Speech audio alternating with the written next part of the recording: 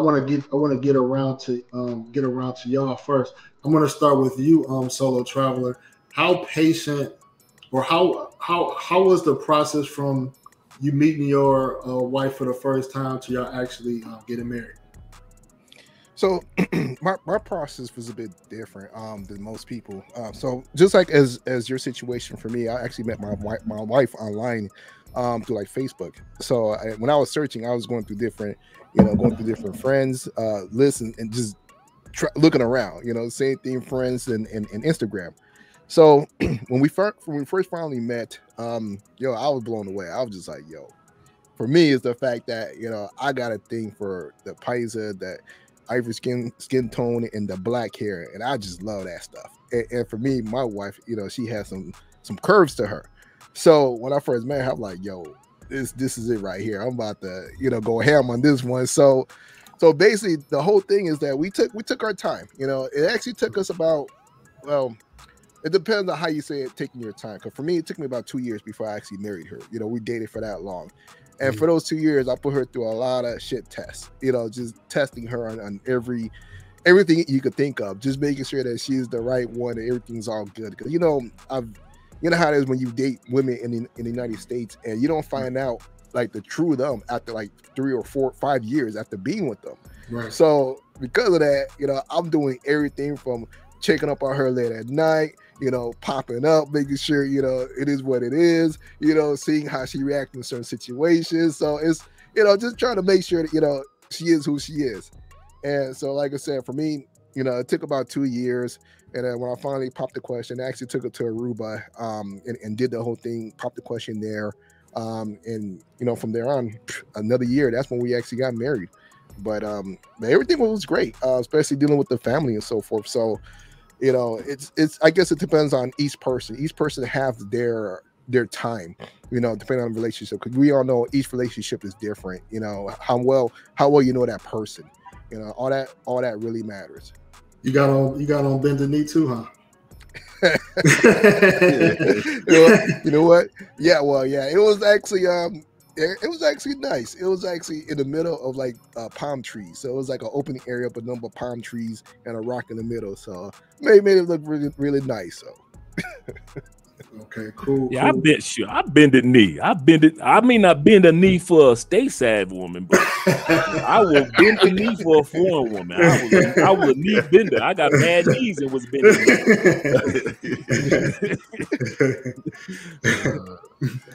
I'm gonna go to you, love, purpose, and passports.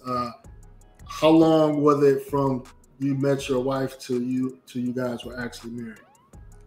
7 years. Okay. So we and I've said this before. Every international couple that's together, everybody has an amazing story.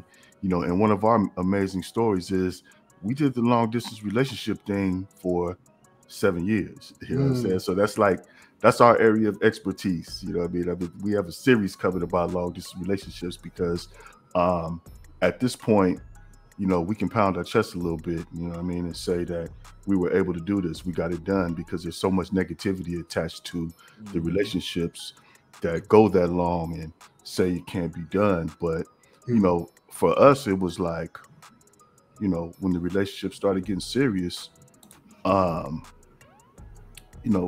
it became like the norm for me to take these trips, get ready, take a trip out there, we do our thing and come back and get ready to go again. And that just became the norm. Regular long distance relationship, we were doing it. And so, even though the relationship was serious, I think that we didn't want to, well, when I say we weren't ready to get married until it was ready to make a move. Either she's going to come here or I'm going to go there.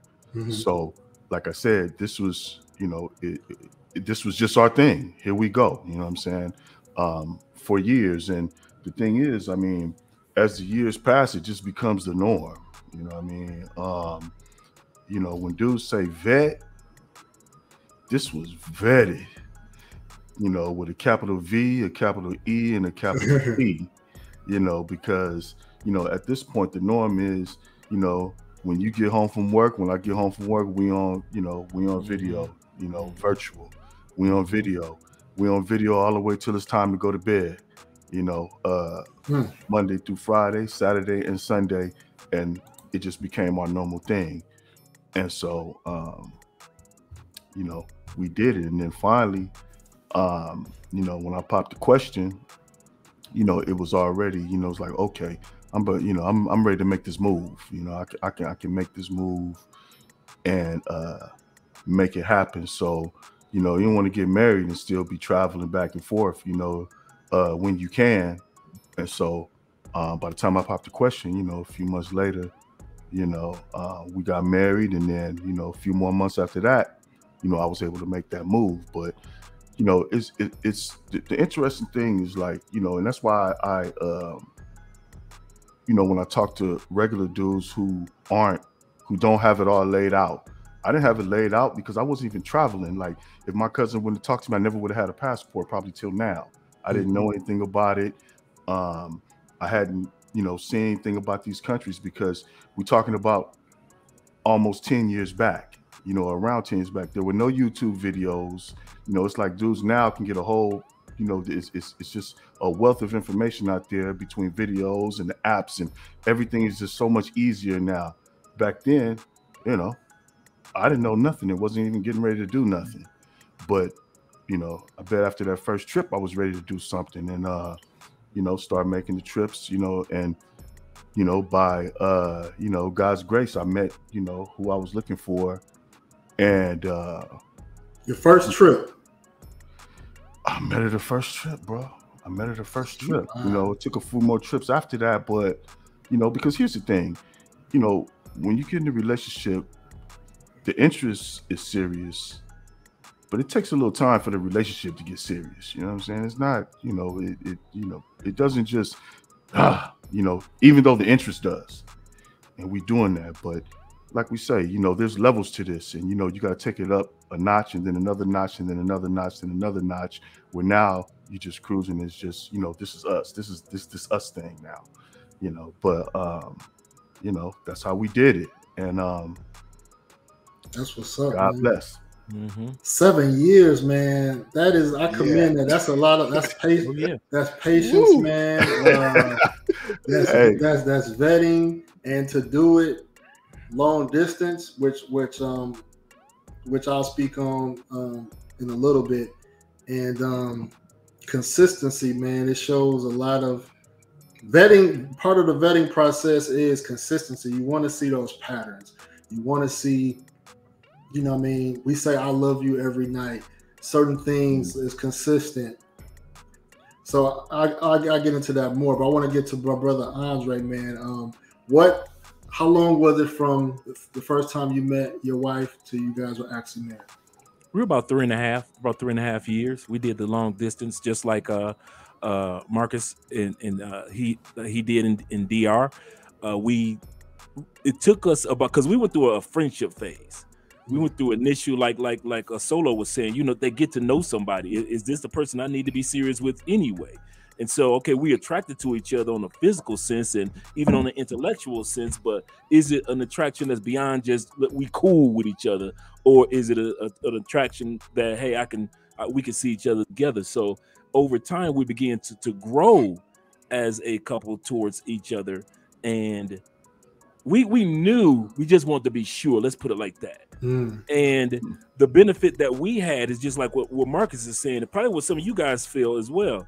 The benefit that we had was there weren't any YouTube videos. And I'm going to say that again. It was a benefit because we didn't have any of those manga distraction videos. We didn't have any, shout out to my brother DC Rob, but we didn't have DC Rob videos out there telling us that somebody got. We didn't have any of those, you know, any of those dudes that's in DR saying you can't do it because of. So we didn't have any of those distractions, the Colombia distraction videos, because it was only at that time period was just Marwa and Ace. And like one of the young white kid in Colombia doing YouTube videos on a regular basis. Other than that, there was nobody else. And so it made it a lot easier. And so when we were in the States, we would actually make up games. We will have a game show. I mean, it'll amaze you how much stuff that you and your online relationship, online, but your long distance relationship, you just become creative. So if I got a package in from Amazon, we just had a game show called What's in the Box. And I pretend like I was this game show host, and I would open up all my Amazon packages and blah, blah, blah, blah. Or we would have a game show called And He Can Cook. So I would be like a cooking show. That would be my cooking show. So I would be cooking my stuffed bell peppers while we're doing our live streams. I mean, not live stream, but our online chats. And it will amaze you how solidified that helped our relationship become in that 3-year time period. So when I did drop to that one good knee I got left, you know, I felt more confident, even though we started it in the largest portion of it was just like Marcus was saying, it was long distance. Even though I was taking trips back and forth, and I'm doing maybe 4 or 5 trips a year because I'm splitting them up into 3-4 day adventures each trip. Still, it was every day, just like you were saying about the consistency. Still, every day we're doing video chats, we're doing this, we're doing that. Even if we had a time where we both were just exhausted, we'd come on like for 2 minutes, babe. I'm tired too, babe. Love you too. I'll talk to you tomorrow. And so it was just that air of consistency that I think consistency gave me more confidence in the direction that we were heading than anything else. Man, appreciate it, man. We got another brother that's married to a Colombiana. Colombia in the house. I found out about him by way of live stream with Kings of Dreams, man. I was like, okay, it's another content creator that's married to a Colombian. We out here. We represent Colombia, man. We represent, man. Can we get a bomb drop, Soul Traveler, man? Get some claps in here too. We represent Latin America, man. I'll get you up to speed, Todd, man. Introduce yourself real quick. A little bit about your channel, and then I'll bounce a question off you. All right, thank you, and salute to everybody on the panel. I see you got the great one, Andre, in here too. What's up, brother? How you feel, man? What's up? What's up? Just a man right there. Hey, man, you are the model, man. I'm trying to follow your lead, brother. Again, my name is Todd Allen, also known as Professor Econ. My channel is called Infinite Growth TV. And what I try to do with my channel is I try to give people alternative ways to be able to progress, to edify themselves, to grow into their profession, to grow into their career in infinite growth. And so I talk about leadership, talk about mindset, talk about just going after it and getting it. And I've been doing this for over 2 decades in terms of teaching in economics at the university level. And so I made a lot of money for the university. Now I'm trying to make a lot of money for myself. So that's what I'm trying to do. I am married to a Colombiana. The best thing that ever happened to me. And I'm just going to say it that way. When I moved here to Colombia, I lost 40 pounds. You know, I was a fat body, but now I've got my mind right, got my body right, got my spirit right.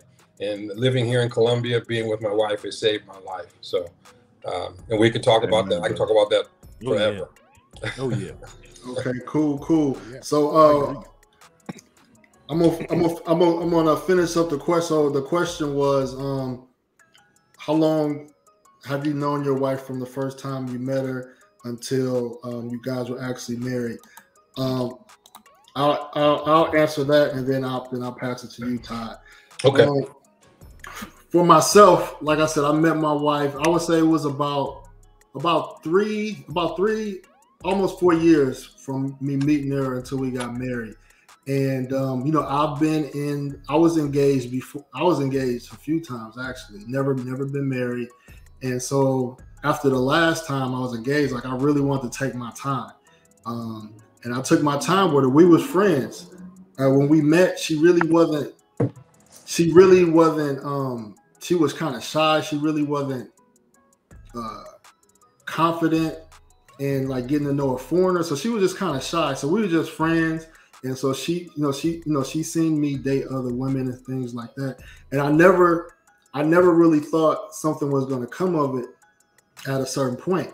When I met her, she was trying to be an au pair in the United States. So those not familiar with an au pair, it's basically an opportunity to learn another culture in a different country. And in exchange, you stay with a host family, and you typically make money through babysitting, preparing meals, you know, just kind of like house chores like that. So that's what Afro Wahita did. Maya, she did that for 2 years. Okay. I didn't know that. So she was in DC. I was in, I was in Philly. So one reason why I didn't get too close to her, because my security was like, man, she about to go to the US and she gonna forget all about me. So I'm not even finna even try to entertain a relationship. I'm just gonna let her. I'm just gonna observe her from a distance and just see what comes out. Because I really didn't want to get involved when she said that, because of the stigma around women being exposed to the U.S. But to my surprise, I linked up with her in D.C. It was so funny because she could speak English, but she didn't want to speak no English in the United States. She didn't want to like mess up or anything like that. So we went to like a nightclub in DC, and like me being with her, it felt normal. It felt like I was with just like any woman I would be with in the US. Like I wasn't intimidated. I thought I would be intimidated, but I felt normal because I'm somebody that, that has status, that has, resource in the United States. So I didn't feel intimidated because of who I am. So her being in the United States for that time period made me realize that, guys, if you're confident in yourself and if you know that you're a high caliber brother in the US, it shouldn't matter if your woman was in the United States, because she's gonna see that you're a high caliber person, just like any other woman would. Now they may differ on the type of men that they're attracted to, but as far as your status, that's gonna be, a woman could recognize that right off the bat. So after she was in the United States, we were still friends, and I just think after a while, like she was just so patient, and like when I finally got around to asking her about would she be my girlfriend, she said, ask me in person. Because I was in the US, she was in Colombia. She was like, ask me in person. I'm like, come on. I'm like, why are you trying to delay this? So, but I respected it though. That was her way of being a lady and wanted it to feel formal in a certain way.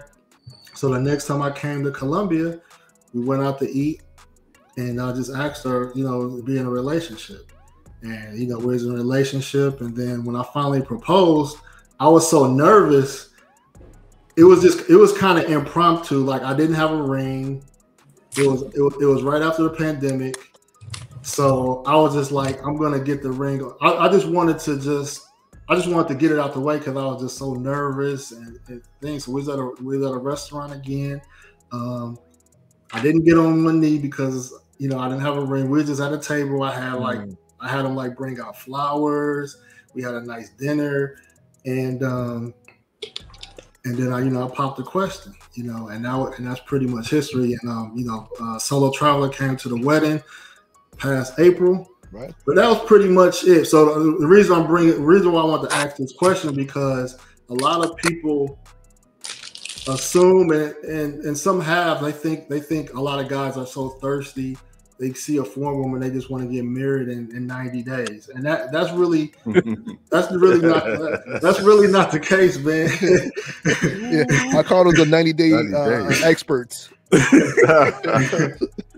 we not thirsty. We, the guys that spoke so far, we wanted to take our time, just like we would take our time with, if it was a woman in the States, we're going to take our time. So, some people think, we dumb. It's a what you call that, a mail order bride.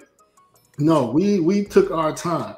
So I'm gonna pass it to Todd, man. The question is, when, how long was it when you met your wife for the first time till you got married? Thank you. I appreciate that. And For me, it was a little bit different. We met. I was 0 for 2.